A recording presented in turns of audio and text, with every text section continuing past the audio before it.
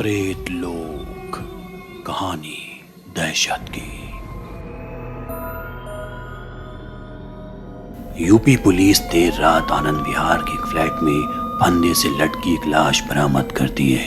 ये लाश थी राजीव की, जो बीते कई महीनों से यहाँ रह रहा था। यूं तो पुलिस करीब करीब हर तरह की वारदात से जुड़े मामलों से वाकिफ थी, मगर ये उनके लिए कुछ नया था। वजह थी कातिल का नाम। जी हाँ, पुलिस के हाथ में कातिल का नाम तो था, मगर कातिल की तलाश नामुमकिन थी। फ्लैट में फंदे से लटकी मिली राजीव की लाश के साथ एक सुसाइड नोट भी मिला। इस नोट में साफ साफ लिखा था कि अगर मेरी मौत हो जाती है तो उसकी जिम्मेदार इस फोटो में नजर आ रही लड़की प्रियंका होगी। उस सुसाइड नोट के साथ प्रियंका का फोटो भी दिख रहा था।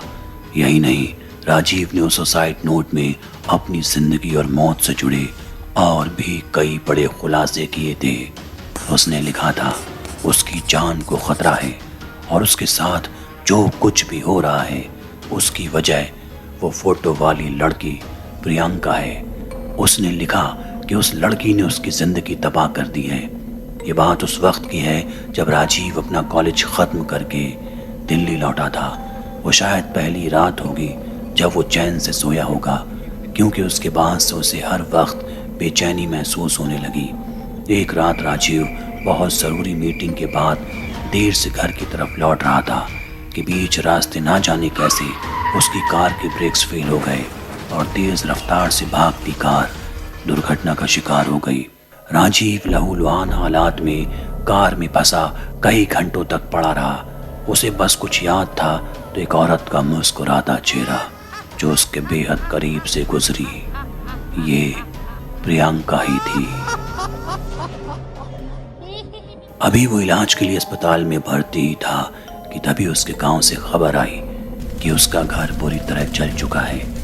ना सिर्फ इतना, बल्कि घर के अंदर से झुलस चुकी उसके माँ बाप की लाशें भी बरामद हुई हैं। वो बुरी तरह टूट गया और फौरन वहां पहुंचकर आसपास मामले की तफ्तीश में लग गया।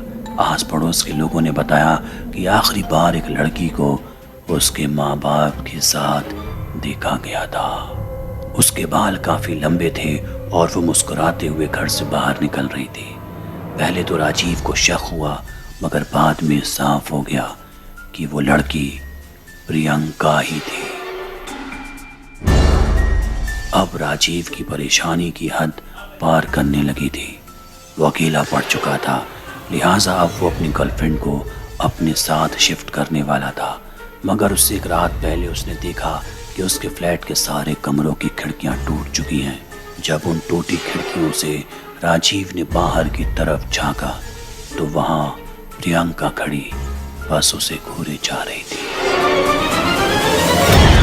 अगली सुबह राजीव की गर्लफ्रेंड सौम्या के आने के बाद कुछ दिन शांत रहे, मगर एक रात राजीव और सौम्या बालकनी में खड़े यूं ही मोहब्बत भरी बातों में मसरूफ थे। तभी अचानक दरवाजे पर किसी की दस्तक हुई। राजीव जैसे ही दरवाजे की तरफ बढ़ा, अचानक पीछे से सौम्या के चीखने की आवाज आई। जब राजीव ने पलट कर देखा तो सौम्या वहां नहीं थी।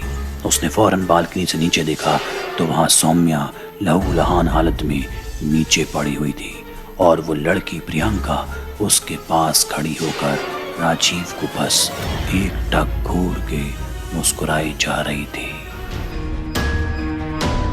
राजीव ने अपने सुसाइड नोट में आगे भी कई घटनाओं का जिक्र करते हुए लिखा कि वो हर दिन इन वारदात से अब परेशान होने लगा। जब उसने पुलिस को भी इसकी जानकारी दी तो पुलिस उसका मजाक उड़ाने लगी। उसकी शिकायत रजिस्टर्ड करने से इनकार कर दिया, लिहाजा उसके पास प्रियंका से बचने का कोई और पैतरा नहीं था। इसलिए उसने मौत को गले लगा लिया। राजीव के सुसाइड नोट में बार बार प्रियंका का जिक्र आ रहा था।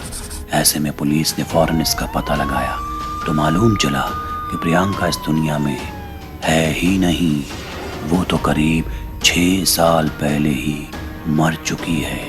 पुलिस ने इसके पीछे की तफ्तीश की तो पता चला कि दरअसल प्रियंका और राजीव का कॉलेज में अफेयर था, मगर एक रात प्रियंका ने राजीव को उस पर चीट करते पकड़ लिया।